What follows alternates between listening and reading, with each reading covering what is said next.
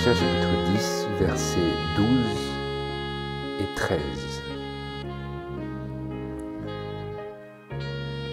C'est pourquoi que celui qui croit être debout prenne garde qu'il ne tombe.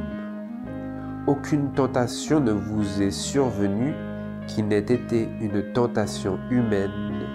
Or, Dieu est fidèle et il ne permettra point que vous soyez tentés au-delà de vos forces, mais avec la tentation, il vous en donnera aussi l'issue afin que vous puissiez la supporter.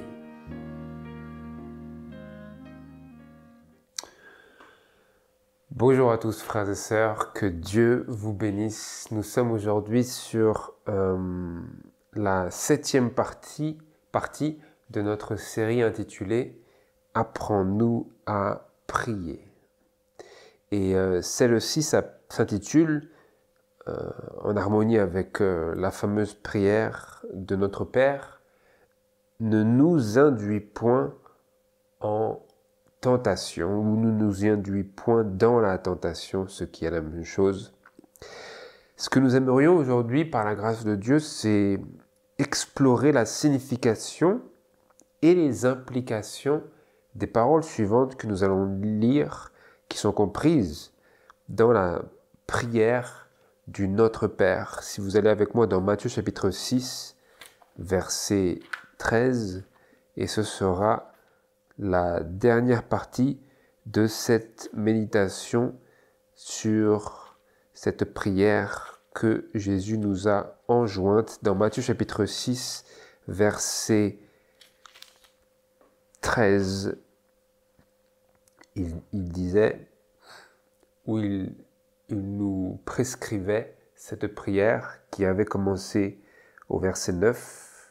Notre Père qui est aux cieux, ton nom soit sanctifié, que ton règne vienne, etc. Verset 13. Et ne nous induis point en tentation, mais délivre-nous du malin, car à toi appartiennent le règne, la puissance et la gloire à jamais. Amen. Qu'est-ce que c'est? Et ne nous induis point en tentation ou dans la tentation, mais délivre-nous du malin, ou comme c'est marqué dans d'autres Bibles, délivre-nous du mal, comme c'est d'ailleurs écrit dans la Bible anglaise King James, and deliver us from evil. Délivre-nous du mal. Ne nous induis point en tentation. Nous voulons explorer la signification et les implications de ces paroles-là. Et pour ce faire, je vous invite à considérer avec moi tout d'abord le rôle de la tentation, plus précisément le rôle que la tentation joue dans nos vies. La tentation joue un rôle dans nos vies, à savoir, c'est un gros problème dans notre vie. La tentation est un gros problème dans notre vie. D'ailleurs, la première tentation qui est relatée dans la parole de Dieu est celle qui est à l'origine de la chute de nos premiers parents en Éden. Et en considérant comment cette tentation s'est présentée et les conséquences qui ont eu lieu en résultat du fait que nos parents aient cédé à la tentation, nous permettent de conclure que la tentation et nos réponses à elle est ce qui détermine à la fois qui nous sommes et ce qui façonne notre caractère. La tentation et nos réponses à elle, c'est ce qui détermine qui nous sommes et c'est ce qui façonne notre caractère. La tentation nous est donnée pour déterminer et façonner notre caractère par nos réponses à elle, à savoir la manière dont nous répondons et réagissons à et aux tentations vont déterminer qui nous sommes et vont façonner qui nous sommes, notre caractère, selon que nous résistions ou que nous cédions à la tentation. Vous allez pour cela dans le passage de 2 Corinthiens chapitre 11 verset 3. 2 Corinthiens chapitre 11 verset 3 où il est écrit le suivant. L'apôtre Paul disait « Mais je crains que, comme le serpent séduisit Ève,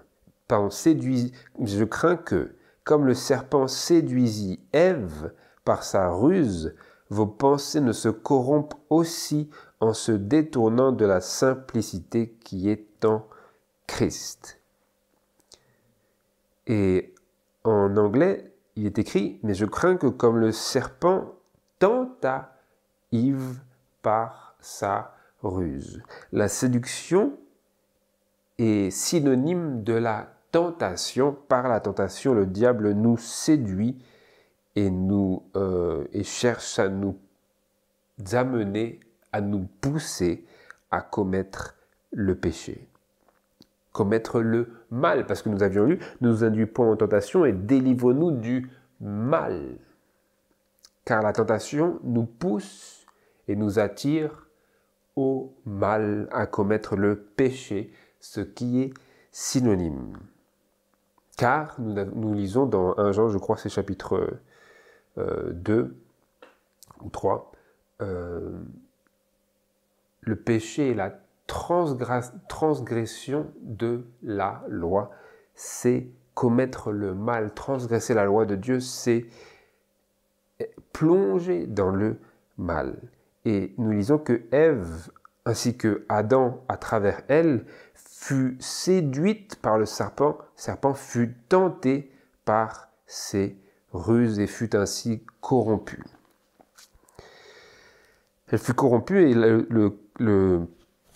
la tentation détermina de qui elle est devenue, ainsi qu'Adam. D'ailleurs, nous y allons vers Genèse chapitre 3, versets 1 à 3.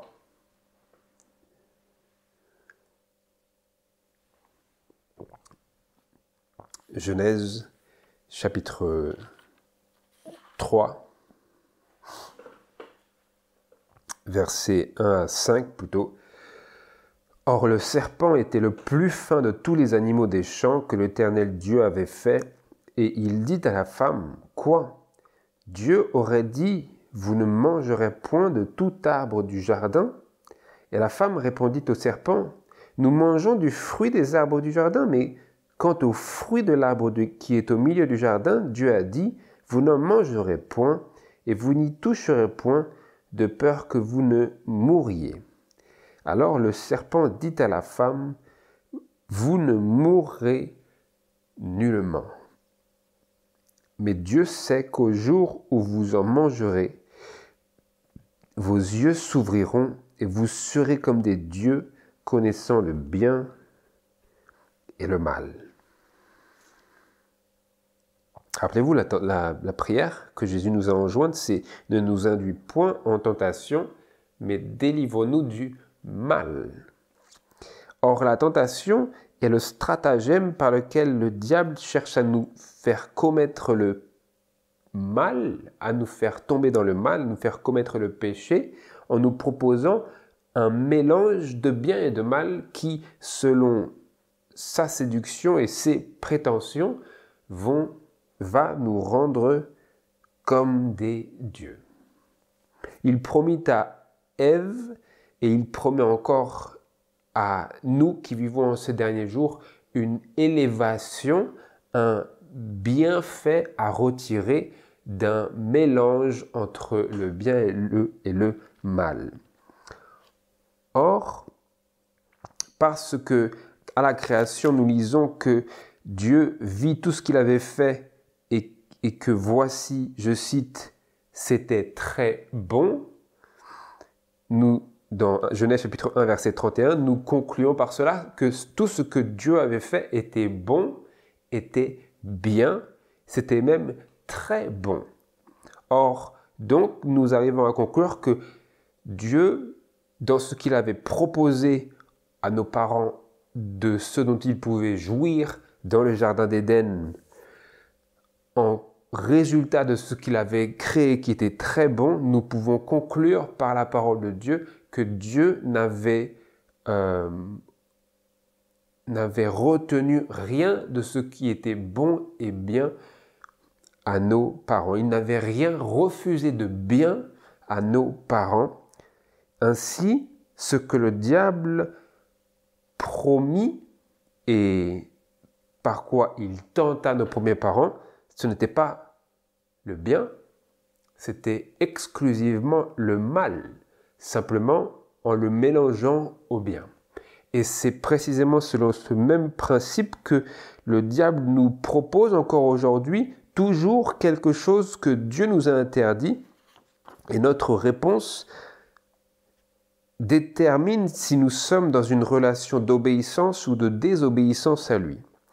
J'ai marqué la tentation est le moyen par lequel Dieu, dans son orchestration du libre arbitre du diable, de ses anges et des hommes, nous met à l'épreuve et cherche à savoir si nous serons des sujets fidèles de son royaume éternel. Et ce que je voulais mettre en avant, c'est que la tentation est toujours une présentation de quelque chose qui semble profitable parce qu'il y a du bien dedans, mais qui est de la même nature qu'un poison. La tentation, je répète, est un mélange de bien et de mal. Or, à nos premiers parents ainsi qu'à nous, Dieu n'a jamais refusé quoi que ce soit de bien. Simplement, le diable s'est octroyé la possibilité et la fenêtre d'activité pour pouvoir nous proposer ce mélange constamment. La tentation est constamment cette répétition du principe selon lequel le diable fonctionna avec nos premiers parents en leur présentant quelque chose qui semblait profitable, qui allait les élever dans leur sphère d'expérience, d'intelligence, de moments de plaisir, etc., mais qui s'avéra être aboutir à quelque chose de profondément malheureux. Ce que le diable avait présenté comme quelque chose qui allait leur octroyer, leur donner, leur faire l'expérience d'un grand bonheur, se retrouva à être en fait la source d'un grand malheur. Parce que nous lisons après que quand Ève et Adam eurent mangé du fruit de l'arbre de la connaissance du Dieu et du bien et du mal, ils fuyèrent de devant la face de l'Éternel. Adam et Ève se cachèrent de devant la face de l'Éternel Dieu au milieu des arbres du jardin quand celui-ci vint au vent du jour se promener dans le jardin comme il avait l'habitude de faire. Donc nous commençons à avoir un certain sens à la fois de la signification et des implications de cette prière selon laquelle nous prions à Dieu, nous sommes appelés à prier à Dieu, ne nous induit point dans la tentation. Ne nous induit point, c'est-à-dire ne nous fait point tomber dans la tentation. Mais, vous notez que Adam et Ève aussi auraient pu prier cette prière, mais pour pouvoir exaucer eux, par exemple, cette prière qui aurait également pu être la leur, s'ils avaient su que le diable, et en effet, nous lisons dans l'esprit de prophétie qu'ils avaient été mis en garde sur la présence du serpent dans le jardin d'Éden, pour eux, exaucer cette prière, ça aurait été de eux-mêmes faire attention à ne pas tomber dans la tentation, et c'est ce même principe qui s'applique à nous aujourd'hui vis-à-vis de cette prière et de notre devoir. Et donc, comme je l'ai dit, Dieu, à travers la tentation, comme ce fut le cas à travers l'arbre de la connaissance du bien et du mal, où était présent le serpent, c'est-à-dire Satan, Dieu cherche à nous éprouver. C'est pour cela que je disais que la tentation est le moyen par lequel notre caractère est déterminé et façonné, parce que nous montrons par notre réponse à la tentation, par notre réponse, pour ainsi dire, à la tentation du serpent, à l'arbre de la connaissance du bien et du mal, nous montrons quel genre de personne nous sommes. Nos premiers parents ont montré qu'ils étaient désobéissants, et après, ils ont pu, par la suite de leur désobéissance, montrer le caractère qui était le leur, en comment ils allaient réagir à la grâce que Dieu leur proposait par la suite, pour le rachat et le salut de leur âme, où ils seraient encore confrontés à bien des tentations, parce que la tentation, au début, n'était que le début de la tentation lorsqu'ils y eurent cédé. Ensuite, les tentations se multiplièrent et continuèrent. Elles continuent encore jusqu'à aujourd'hui. Et donc, ce que je cherchais à dire, c'est que Dieu nous met à l'épreuve maintenant, à travers la tentation, et cherche à savoir si nous ferons, quel genre de personnes nous serons et nous sommes. Si nous ferons, nous constituerons des sujets fidèles de son royaume éternel. Comme c'était d'ailleurs le cas pour nos premiers parents. J'aimerais lire ici Patriarches et prophètes. Patriarches et prophètes à la page 25 page 25 et au paragraphe 6 tout d'abord et suivant.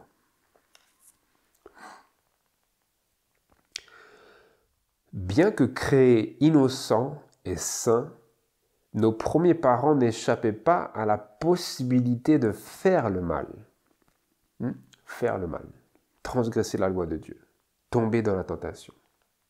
Nos premiers parents n'échappaient pas à la possibilité de faire le mal. Dieu avait fait d'eux des agents moraux, libres, capables d'apprécier la sagesse et la bienveillance de son caractère et la justice de ses exigences, et ayant la pleine liberté d'obéir ou de désobéir. Ils jouissaient de la société de Dieu et des saints anges, mais ils ne pouvaient être en état d'éternelle sécurité tant que leur fidélité n'avait pas été mise à l'épreuve. Notez bien, Adam et Ève, ne pouvaient être en état d'éternelle sécurité tant que leur fidélité n'avait pas été mise à l'épreuve. Et comment serait-il mise à l'épreuve? Nous allons le voir par la suite, mais nous l'avons déjà vu en somme à travers ce principe qui nous est présenté dans Genèse chapitre 3, à travers la tentation. Et de la même manière que eux ne pouvaient être en état d'éternelle sécurité tant que leur fidélité n'avait pas été mise à l'épreuve, ainsi en est-il aussi de nous. Tant que notre fidélité n'a pas été pleinement mise à l'épreuve et soit assurée, soit reniée complètement, notre propre état de sécurité éternelle ne peut être garanti. À la fois pour nous et devant Dieu. Dieu a besoin de savoir que lorsque la racine et les branches, Satan et ses anges et tous ses partisans auront été brûlés, nous-mêmes, nous ne referons pas renaître le mal dans le ciel. Donc toutes ces choses ont besoin d'être complètement éliminées de notre caractère, et cela, Dieu le fait à travers la tentation, en permettant au diable d'agir comme il avait agi à l'arbre de la connaissance du bien et du mal, simplement maintenant plus pour nos parents, car ils sont morts, mais pour nous, car nous sommes vivants et nous avons besoin d'être mis en parfait état d'éternelle sécurité, et cela ne peut être accompli que à travers la mise à l'épreuve de notre fidélité. Et donc, lorsque nous vacillons, nous montrons encore que notre état n'est pas encore celui d'une éternelle sécurité, mais que nous avons besoin d'être purifiés afin que nous puissions, que notre fidélité puisse être éternellement vérifié et ferme, éternellement solide. C'est ça l'objectif de la tentation. Vous vous disiez peut-être des fois, pourquoi je suis tenté, pourquoi je traverse cela, pourquoi j'ai ça, pourquoi j'ai ça, pourquoi j'ai ça, le caractère. Le caractère. Dieu et nous-mêmes avons besoin de savoir quel genre de personne nous sommes et nous saurons. Et Dieu ne peut le savoir et nous ne pouvons le déterminer qu'à travers notre réponse à la tentation.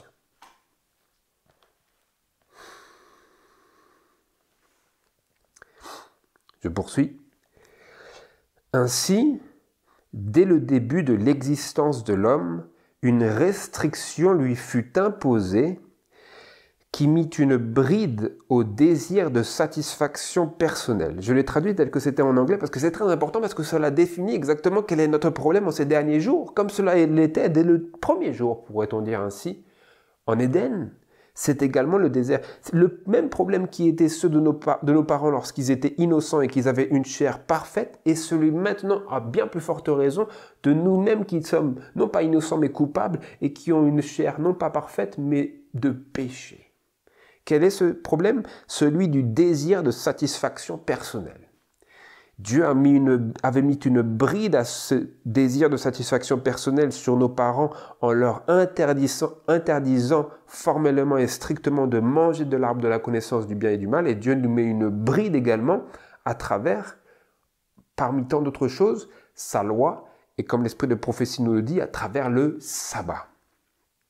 Mais cela n'est qu'une portion, parce que dire juste un jour, ce n'est pas juste un jour, c'est de prendre en compte ce jour et de vivre en harmonie avec toute la loi de Dieu, tous les jours.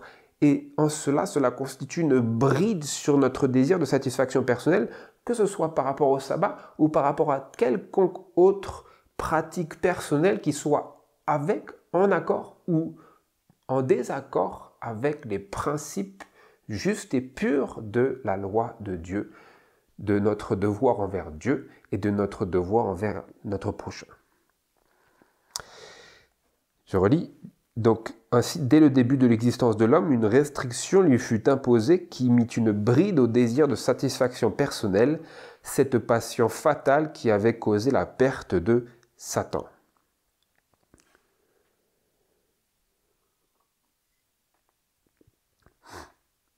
L'arbre de la connaissance, placé au milieu du jardin, près de l'arbre de vie, devait servir à éprouver l'obéissance, la foi et l'amour de nos premiers parents. Admis à manger librement du fruit de tous les autres arbres, ils ne pouvaient, sous peine de mort, goûter à celui-là.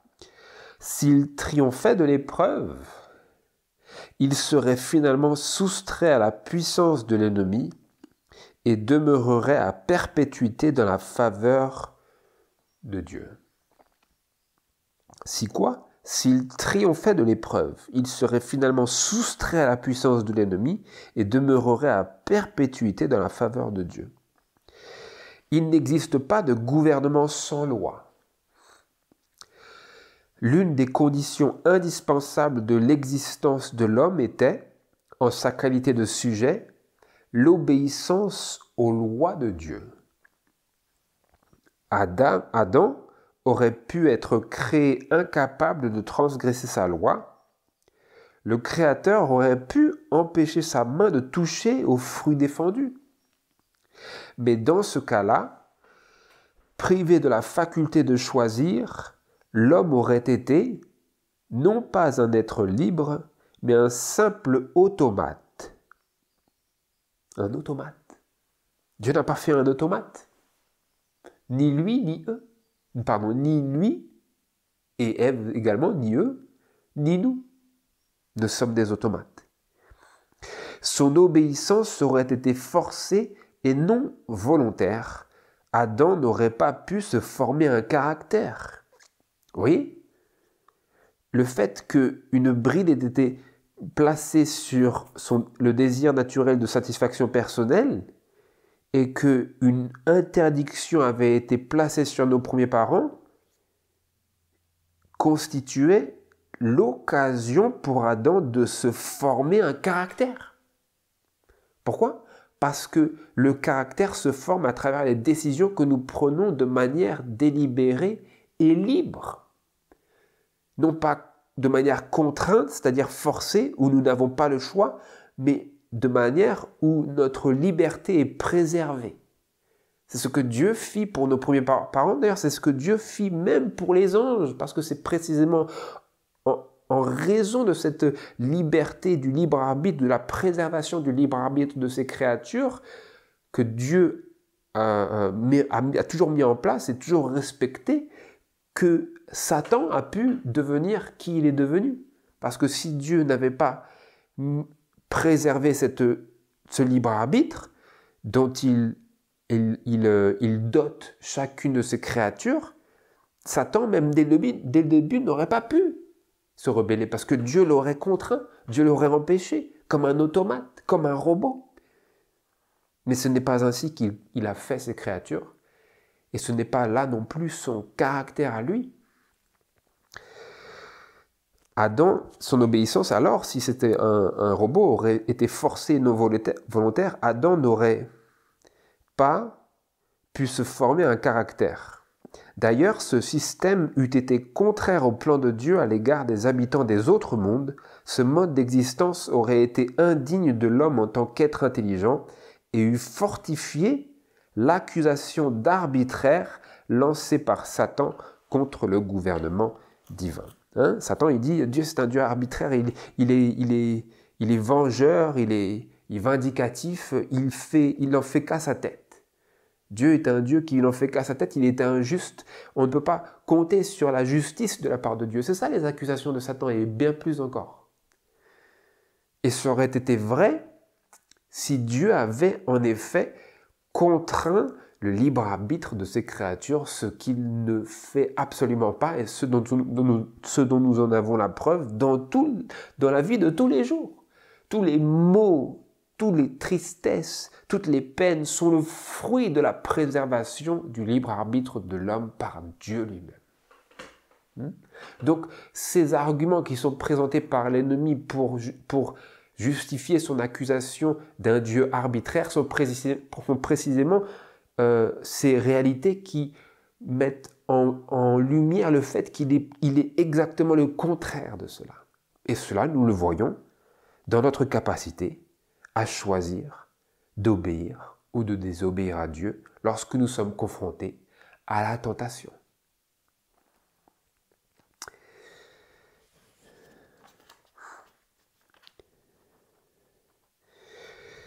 Et j'aimerais lire la citation suivante également, en lien avec ce que nous avons lu dans le passage de Corinthiens chapitre 11, verset 3, qui nous disait que le diable séduisit Ève.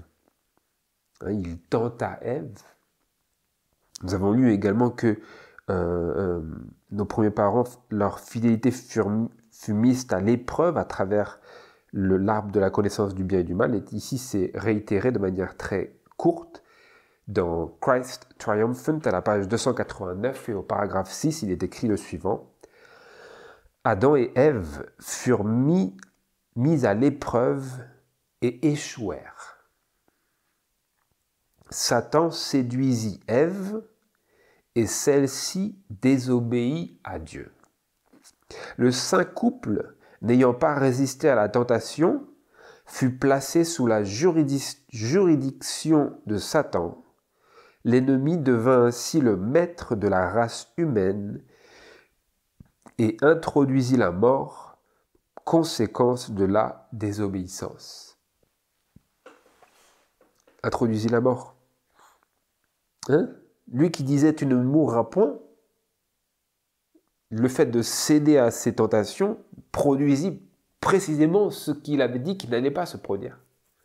Donc le diable, il nous dit, vous allez devenir comme des dieux, votre vie va s'embellir, elle va s'améliorer seulement si vous cédez à cette tentation-là qui est vraiment moindre, c'est vraiment une toute petite chose.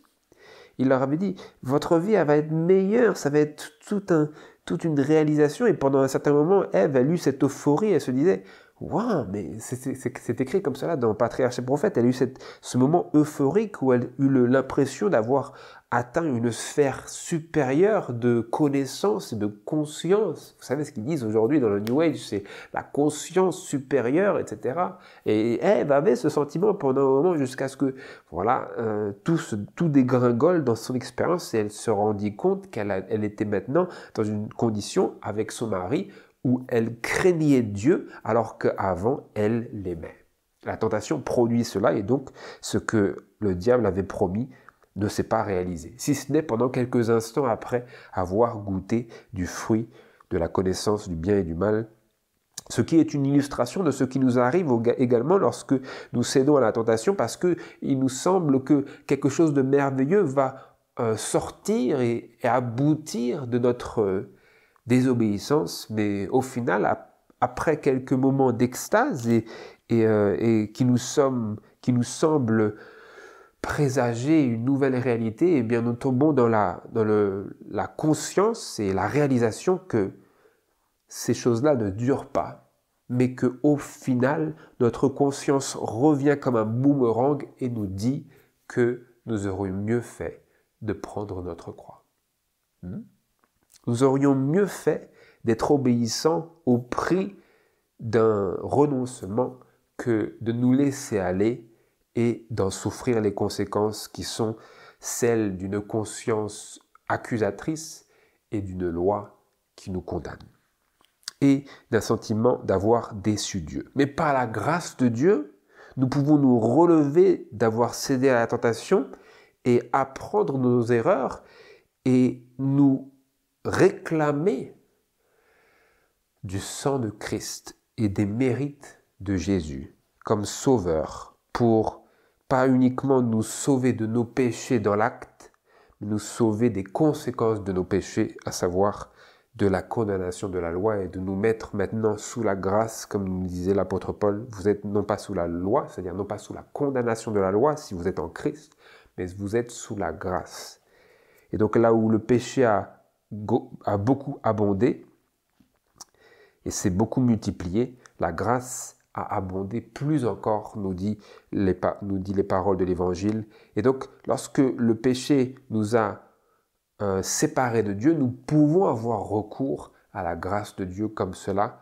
Mais nous cherchons ici aujourd'hui, hormis cela, à comprendre les ramifications de la tentation pour pouvoir y échapper dès ses premières lueurs. Nous pouvons nous réclamer de la grâce de Dieu et du pardon de Dieu pour nous racheter de nos errances et nos erreurs. Mais au-delà de simplement cela, nous voulons également pouvoir cerner comment préserver et garantir éternellement notre fidélité à Dieu. C'est cela l'objectif premier de notre méditation. Donc nous avons lu que l'arbre de la connaissance devait constituer un test, une mise à l'épreuve de l'obéissance, de la foi et de l'amour de nos premiers parents. Devait servir à éprouver nos parents. Et ici, j'aimerais, pour continuer, lire ce passage de Jacques, chapitre 1, verset 13.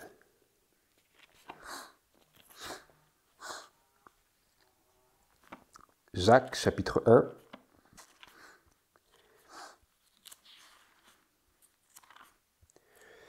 versets 13 à 15, où nous avons ici le processus de la tentation. Voilà comment il est exprimé par la parole de Dieu, le processus. Jacques, chapitre 1, verset 13. « Que personne ne dise, lorsqu'il est tenté, c'est Dieu qui me tente. Car Dieu ne peut être tenté par le mal, et lui-même ne tente personne. Mais chacun est tenté quand il est attiré et amorcé par sa propre convoitise, et après que la convoitise a conçu, elle enfante le péché, et le péché étant consommé, engendre la mort. Donc qu'est-ce que nous lisons? Chacun est tenté quand il est attiré et amorcé par sa propre convoitise, ou un autre mot serait par son propre désir. La tentation fait appel à nos désirs, qu'ils soient des désirs nobles ou des désirs impurs. Quelle que soit la nature de ces désirs, la tentation va, le diable, à travers le monde et notre chair, va chercher à faire usage de nos désirs, qu'ils soient bons ou mauvais, qu'ils soient de nature à être utilisés en bien ou de nature à être uniquement pervertis ou pervertis en eux-mêmes. J'aimerais lire ici la citation suivante dans Message à la jeunesse, voilà. Message à la jeunesse, à la page 428 et au paragraphe 1er, où il est écrit ceci. Chacun est tenté quand il se laisse attirer et amorcer par sa propre convoitise. En suivant ses inclinations, il se détourne de la vertu et du véritable bien. Les plus fortes tentations resteraient sans effet si la jeunesse était moralement intègre. C'est l'affaire de Satan de vous tenter, mais c'est la vôtre de lui résister. Toute la puissance réunie des armées de Satan ne peut contraindre quelqu'un à la transgression. Le péché est sans excuse. Qu'est-ce que c'est? Chacun est tenté lorsqu'il se laisse attirer, vous notez le langage, lorsqu'il se laisse attirer et amorcer par sa propre convoitise. Amorcer, c'est-à-dire que c'est comme un déclencheur. La propre convoitise va être comme une accroche. Vous savez, sur ces murs d'escalade, vous avez des prises. La convoitise de l'homme ou de la femme va être la prise sur laquelle le diable va s'accrocher pour pouvoir parvenir à des plus grandes hauteurs dans son emprise sur l'être humain, c'est-à-dire sur nous. C'est le moyen par lequel il peut entrer dans nos cœurs, dans nos propres désirs. Et ensuite, mais il y a aussi un élément du choix, car nous avons vu que la tentation est le moyen par lequel nous formons nos caractères à travers notre réponse et nos réactions à celle-ci. Je lis, en suivant ses inclinations, l'homme se détourne de la vertu et du véritable bien. En suivant nos inclinations naturelles pécheresses, nous nous détournons de la vertu et du véritable bien. Le mot véritable bien est à noter parce que le diable propose également le bien. Mais il ne le propose pas seul. Vous savez, donc c'est un package, pour ainsi dire. C'est un coffret. Simplement, dans ce coffret, vous ne pouvez pas choisir d'avoir seulement le bien parce que le diable, lorsque vous allez dans son magasin, il ne vend jamais le bien seul. Le seul qui vend le bien unique et seul, avec la pureté et la justice et la noblesse d'esprit, c'est Christ. Comme c'est marqué dans Apocalypse chapitre 3, versets, je pense, 15 et 16, où il dit je t'encourage. Qu'est-ce que c'est? Apocalypse chapitre 3, excusez-moi, je crois que c'est verset 18, excusez-moi. Verset 18, donc verset 17, il dit, voilà, tu dis, je suis riche, je me suis enrichi, je n'ai besoin de rien. Tu dis tout ça, en fait, ce n'est pas le cas. Verset 18, il dit, je te conseille d'acheter de moi de l'or éprouvé par le feu, des vêtements blancs pour être vêtus, que la honte de ta nudité ne paraisse point, et un collier pour oindre tes yeux afin que tu vois. Donc Dieu, tout ce que Jésus propose, c'est bien. Jésus ne propose que le bien. Jésus ne propose jamais un mélange trompeur, séducteur, tentateur. Jésus propose le bien, uniquement le bien des vêtements pour nous vêtir de l'or pour être spirituellement riche, de la foi et de l'amour, un collier pour avoir du discernement. Dieu ne nous propose jamais autre chose que le bien, le véritable bien, mais lorsque nous nous laissons amorcer par nos propres convoitises et que nous suivons nos propres inclinations charnelles, c'est-à-dire que nous suivons la chair et non pas l'esprit, eh bien nous nous détournons du véritable bien pour aller vers le bien qui est mélangé à l'erreur. Et nous nous fourvoyons et nous nous plongeons dans la confusion parce qu'ensuite nous nous posons la question, mais comment cela se fait que je suis dans cette situation de condamnation alors qu'il y avait du bien? En effet, il y a du bien, mais le diable, il ne donne jamais le bien seul. Le diable ne donne jamais le bien seul. C'est ça que nous devons retenir. Parce que c'est comme cela que nous pouvons arriver à faire sens du sentiment de confusion qui souvent s'élève dans nos esprits lorsque nous sommes tentés par quelque chose qui semble bien mais qui n'est pas juste bien. C'est précisément là la force de la tentation, c'est que le diable vient s'agripper sur l'arbre de la vérité et comme un parasite, il vient y mettre plein de champignons de l'erreur et ensuite il propose ça aux croyants et dit « Regarde, c'est merveilleux !» Mais ensuite, l'arbre, il est bouffé de l'intérieur. Il est pourri. C'est comme cela que le diable nous fait tomber dans la tentation. Et la prière que Jésus a mise sur nos lèvres, c'est « Ne nous induis point dans la tentation, mais délivrons-nous du mal. » Ne nous fais point tomber dans la tentation. Et Dieu n'est point tenté et ne tente personne. Donc en réalité, ce que nous disons à Dieu, c'est « Aide-moi, Seigneur, à ne pas me laisser aller par mes propres inclinations, à ne pas tomber dans ces tentations à un bien détourné. » Le seul véritable bien, c'est le bien que Dieu propose, c'est le bien que Dieu proposait à l'arbre de vie. Donc c'était l'arbre de vie, c'est l'arbre du bien, l'arbre du véritable bien. Et le diable, il donnait sa propre fabrication, il disait, voilà, moi j'ai quelque chose de beaucoup mieux, c'est l'arbre de la connaissance du bien et du mal. Vous allez voir, ça va être merveilleux. C'est comme le parc d'attractions, et ensuite nos premiers parents ont mangé, ils ont dit, ah, c'est de la publicité mensongère. C'est de la publicité mensongère, vous voyez. La publicité, ils disent, ah, des panneaux solaires, tout est pris en compte par l'État, et vous dites, oh, waouh, vous discutez avec les personnes, ils disent, en fait, c'est pas pris en compte du tout. C'est pas pris en compte du tout. Mais j'ai pas l'argent, moi. J'ai pas l'argent. Je pensais que c'était tout gratuit. Non, ce n'est pas gratuit. Il faut payer. Et le diable également, il dit, non, non, vous n'aurez pas à mourir, vous n'aurez pas à payer. Et ensuite, vous mourrez et vous devez payer. Vous comprenez? C'est ça, la publicité mensongère du diable, c'est qu'il propose des choses qui nous semblent alléchantes. Et ensuite, nous sommes là et nous disons, j'ai rien eu de tout ce que tu m'as proposé. Le diable est un menteur depuis le début, depuis le commencement. Pas juste depuis nos premiers parents, à l'arbre de la connaissance du bien et du mal, mais depuis le début, avant même cela. Il était un menteur même dans le ciel. Il a menti aux anges. Il les a amenés jusqu'ici, dans son œuvre ténébreuse qui ne leur amène aucun profit. Et qui ne nous amène aucun profit si nous tombons dans cette œuvre et dans la tentation. Vous voyez? Vous voyez, ce sont les leçons qu'il nous faut apprendre et dont il nous faut tirer des leçons. Nous devons tirer des leçons que la parole de Dieu nous donne. Souvent, nous lisons les leçons, et ensuite, il nous faut tirer des leçons de notre propre expérience, illuminée par les leçons de la parole de Dieu, qui nous avait déjà dit. Je t'avais déjà dit. Et ensuite, nous apprenons. Et nous faisons des expériences. Et nous sommes appelés à former un caractère fidèle, afin que nous puissions être des sujets fidèles du royaume, non pas passager, mais éternel de Dieu.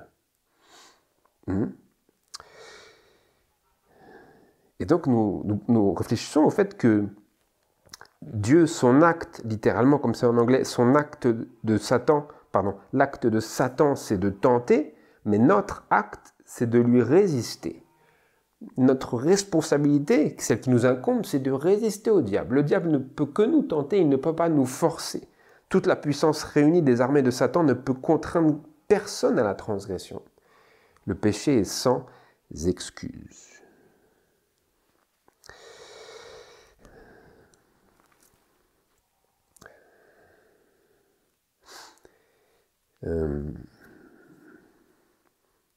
Donc, le reste, je vais passer. J'avais une citation dans Signs of the Times, je vais vous la laisser pour votre propre lecture, dans votre propre temps libre.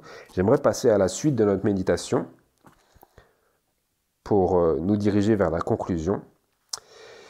Et donc, ce que nous voulons, c'est répondre à notre propre prière.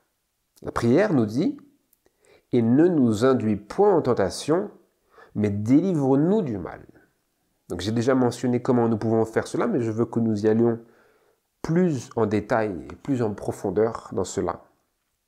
Comment pouvons-nous répondre et exaucer autant que possible notre propre prière?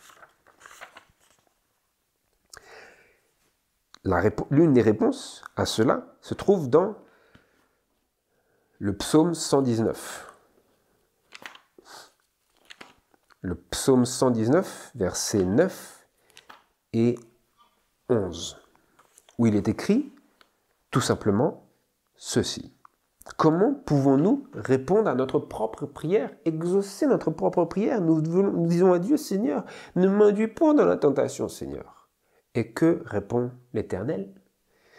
Le psaume 119, verset 9. Comment le jeune homme rendra-t-il pure sa voix? Comment vais-je rendre pure ma voix? Comment vais-je ne plus tomber dans la tentation? Le jeune homme ou le moyen homme ou le vieil homme, peu importe, tous les hommes, quel que soit leur âge, ont besoin de rendre pure leur voix pour que leur voix soit pure, pour que leur caractère soit pur, soit purifié, car nous vivons dans la purification du sanctuaire. Nous avons tous besoin que notre voix soit purifiée. Comment le jeune homme ou le moyen homme ou le vieil homme ou la vieille femme rendra-t-il pure sa voix? Telle est la question. C'est en y prenant garde selon ta parole. En prenant garde à nos voix, en prenant garde à ma voix, selon la parole de Dieu, selon l'esprit de la parole de Dieu. Parfois, vous ne vous rappelez pas. C'est bien de se rappeler. Parfois, vous ne vous rappelez pas, quoi qu'il en soit. Et vous dites, je ne sais pas, quel est le chemin ici? Et il nous faut prendre garde à notre voix selon la parole de Dieu. Parce que si nous ne faisons pas cela, quel est mon point de référence? Je n'ai point de point de référence. Je n'ai aucun point de référence si ce n'est, comme nous l'avons lu, mes propres inclinations. Or, mes inclinations, c'est comme le vent qui va çà et là au gré des tentations. La tentation souffle d'un côté, la tentation souffle de l'autre. Si mon seul point de référence sont mes inclinations, ma propre convoitise, ma propre idée, mon propre ressentiment, je ne peux que toujours céder à la tentation. Je suis victime du vent. Le vent des doctrines, le vent de la tentation. Je peux croire toute la vérité, mais toujours être poussé, ballotté par le vent, ça et là. Pourquoi ? Parce que j'ai besoin de prendre garde à ma voix selon la parole de Dieu. Qu'est-ce que dit la parole sur cette chose-là? Est-ce que cette chose est bien? Est-ce qu'elle n'est pas bien? Et parfois nous nous disons, oui, mais ça va être très profitable. Et la réponse dans notre fort intérieur devrait être, mais que dit la parole? C'est cela la vraie réponse, parce que c'est la parole qui va revenir m'aider lorsque je serai tombé. Et donc ce serait la parole qui devrait m'aider avant que je tombe. C'est la parole qui doit m'aider dans quelques situations dans lesquelles je me trouve. C'est en y prenant garde à notre voix, selon ta parole, que nous la rendrons pure, que nous rendrons pure notre voix, que je rendrai pure ma voix.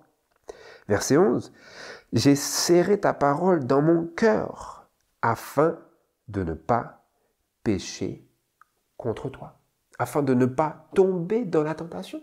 Tomber dans la tentation, c'est pécher, car nous avons lu que quand la tentation arrive, elle produit le péché, le péché étant consommé, produit la mort, n'est-ce pas? Tentation, péché, péché, mort. Boum.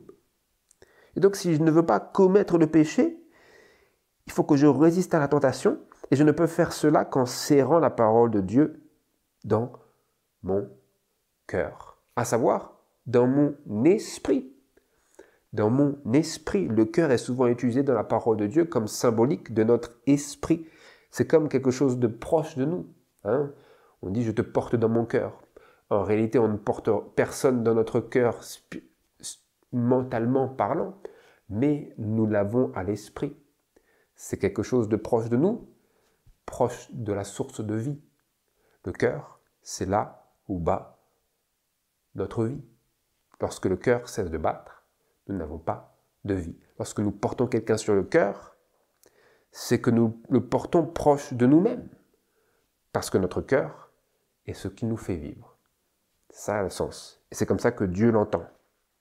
Lorsque je serre la parole de Dieu dans mon cœur, c'est-à-dire que je la garde intimement, étroitement, proche de mes plus personnelles convictions et réflexions. Je réfléchis.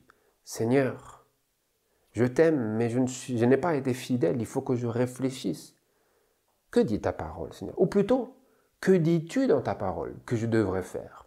Lorsque nous sommes tentés par diverses choses qui puissent venir à nous de quelques coins de la terre et de notre vie, qu'elles puissent venir, notre réflexion devrait être, Seigneur, ces choses-là me tentent, ces choses-là cherchent par celles-là, par ces choses, le diable cherche à me faire tomber, à me projeter dans le mal. Que dit ta parole sur ces choses-là?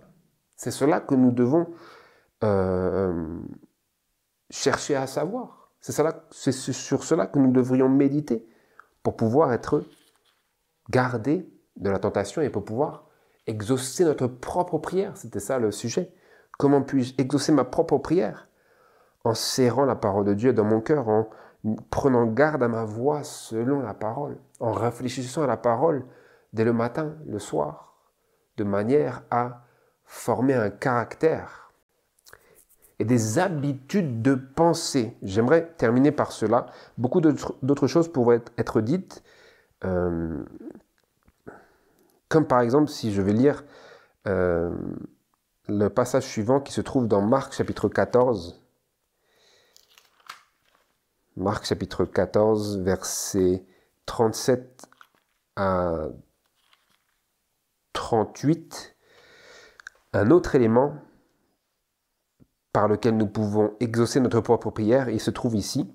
Lorsque Jésus était au jardin de Gethsémani, il priait pour lui-même ainsi que pour ses disciples. Il disait, verset 37, il revint et trouva ses disciples endormis, alors que lui-même était allé veiller et prier. Il revint et il les trouva endormis et il dit à Pierre, « Simon, tu dors? N'as-tu pu veiller 1 heure? Veillez et priez, de peur que vous ne tombiez dans la tentation. L'esprit est prompt, mais la chair est faible. » L'esprit est prompt, c'est-à-dire bien disposé, mais la chair est faible. C'est pour cela qu'il nous faut veiller afin d'accomplir non pas les désirs de la chair, mais la volonté de Dieu par l'esprit.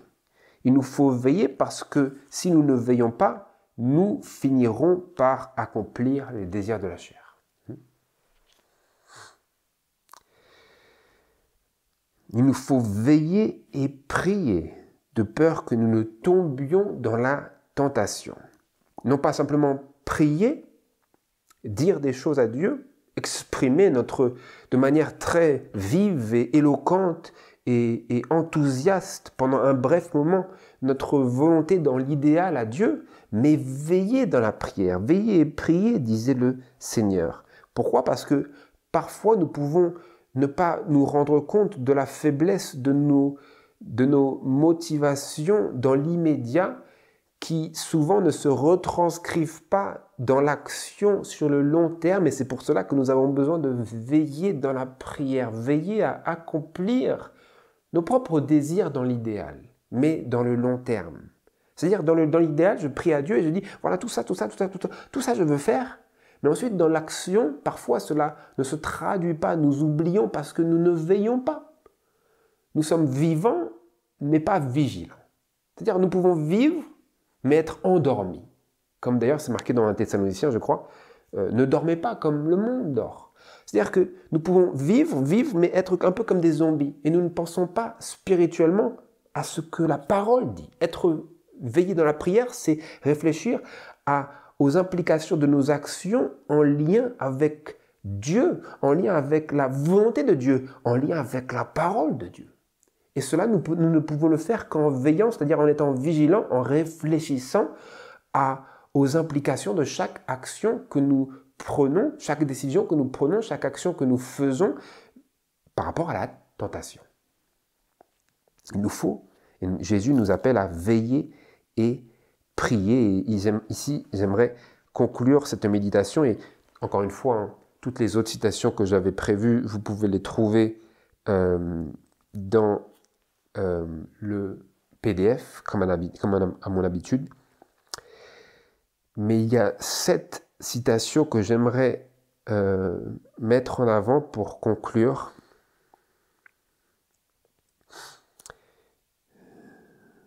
Donc ça, nous avons vu par la parole, en veillant. Et maintenant, j'aimerais lire une autre citation qui permet de cerner l'ensemble de l'activité qui nous permettra de résister à la tentation de manière intelligente, de manière constante. C'est de cela dont nous avons besoin.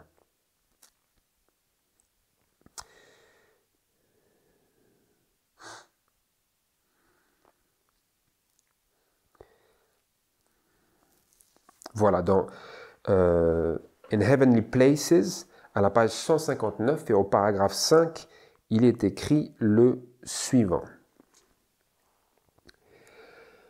Il arrive que l'éducation et les apprentissages de toute une vie doivent être oubliés pour que l'on puisse devenir disciple à l'école de Christ. Il faut éduquer nos cœurs à demeurer fermes en Dieu. Il faut éduquer nos cœurs à demeurer fermes en Dieu. Nous devons former des habitudes de pensée qui nous permettront de résister à la tentation. Nous devons apprendre à regarder en haut. Les principes de la parole de Dieu, principes aussi élevés que le ciel et embrassant l'éternité, doivent être compris dans leur influence sur notre vie quotidienne. Toute action, toute parole, toute pensée doit s'harmoniser avec ces principes. Quels principes? Les principes de la parole de Dieu. Toute action, toute parole, toute pensée dans notre vie doit s'harmoniser avec ces principes de la parole de Dieu. Des principes aussi élevés que le ciel et embrassant l'éternité. Nous devons apprendre à regarder en haut. Qu'est-ce que c'était juste avant? Nous devons comprendre comment les principes de la parole de Dieu influe notre vie quotidienne. Le lien entre ces principes et notre vie quotidienne, c'est ce que nous devons apprendre à former dans nos pensées. Nous avions lu, nous devons former des habitudes de pensée qui nous permettront de résister à la tentation. Et comment formons-nous ces pensées? À travers l'étude de la parole de Dieu et en veillant dans la prière afin de réfléchir et introduire ces pensées dans chaque action, chaque pensée, chaque parole de notre vie quotidienne. Vous voyez?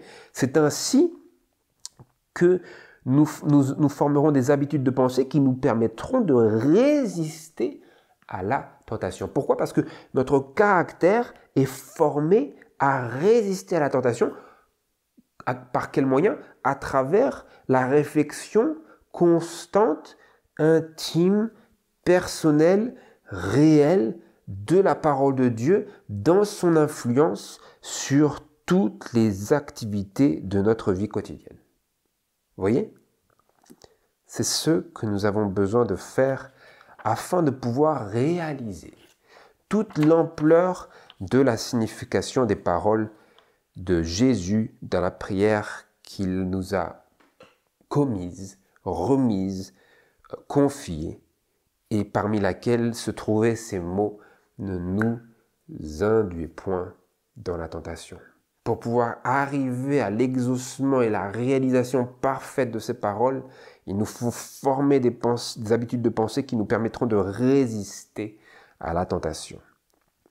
J'aimerais terminer par cette citation dans Heavenly Places à la page 26 et au paragraphe 3 et 4.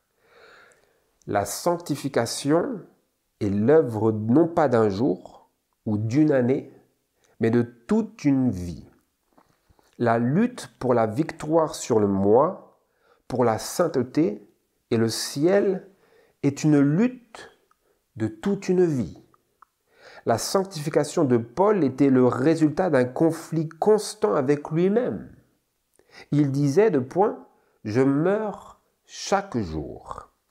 C'est par un effort incessant que nous conservons la victoire sur les tentations de Satan. Il nous faut chercher l'intégrité chrétienne avec une énergie inlassable et la maintenir avec une détermination sans faille.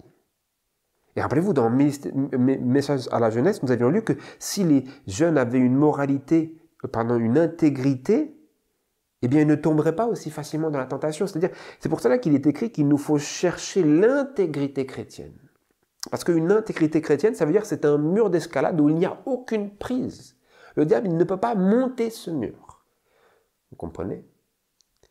Il nous faut chercher l'intégrité chrétienne avec une énergie inlassable et la maintenir avec une détermination sans faille. Le christianisme est une science qu'il est nécessaire de savoir maîtriser. Une science plus profonde, plus vaste, plus élevée que n'importe quelle science humaine. Tout comme les cieux sont plus élevés que la terre.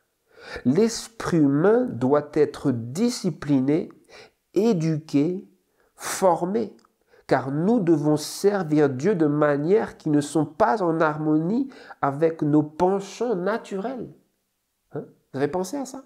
Nous devons servir Dieu de manière qui ne sont absolument pas en harmonie avec nos penchants naturels. Et c'est donc pour cela que nous avons besoin de discipliner notre esprit et de former des habitudes de pensée qui nous permettront de résister réellement à la tentation. Il existe des tendances héréditaires et cultivées au mal qui doivent être surmontées. Qu'elles soient héréditaires ou cultivées, ces tendances, nous devons apprendre à les surmonter. Par la grâce de Dieu et la contemplation de la parole de Dieu. Il faut éduquer nos cœurs à demeurer fermes en Dieu. Nous devons former des habitudes de pensée qui nous permettront de résister à la tentation. Nous avons lu cela. Les enfants de Dieu doivent sceller leur destin par une vie de saints efforts et une stricte fidélité à ce qui est juste.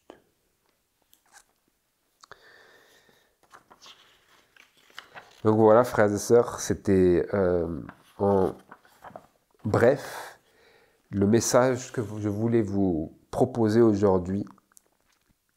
Nous avons donc vu qu'il est indispensable pour nous de former des habitudes de pensée qui nous rendront capables de résister à la tentation, que nous devons éduquer notre esprit par la parole de Dieu à fixer nos affections sur Jésus, comme le refuge personnel de l'homme tenté, notre refuge dans la tentation. Nous devons éduquer notre esprit à voir et considérer et contempler Jésus comme cela, et ainsi nous obtiendrons la victoire sur toutes nos tendances héréditaires ou cultivées au mal. Puisse le Seigneur nous aider dans cette entreprise. Je vous souhaite une bonne continuation, que Dieu nous aide dans cela et nous encourage et nous inspire la réflexion sur sa parole, pouvoir vivre selon la parole de Dieu, non selon la volonté de la chair, mais selon la volonté de Dieu, et ainsi ne pas céder à tous les penchants et toutes les tendances naturelles qui puissent être les nôtres, mais à ordonner notre vie selon cette parole, cette bonne parole, et que nous puissions aussi également apprendre à la considérer comme la révélation intime à nous-mêmes de Dieu et de Jésus dans cette vie et dans la prochaine. C'est ma prière, que Dieu vous bénisse. À très bientôt. Au nom de Jésus. Amen.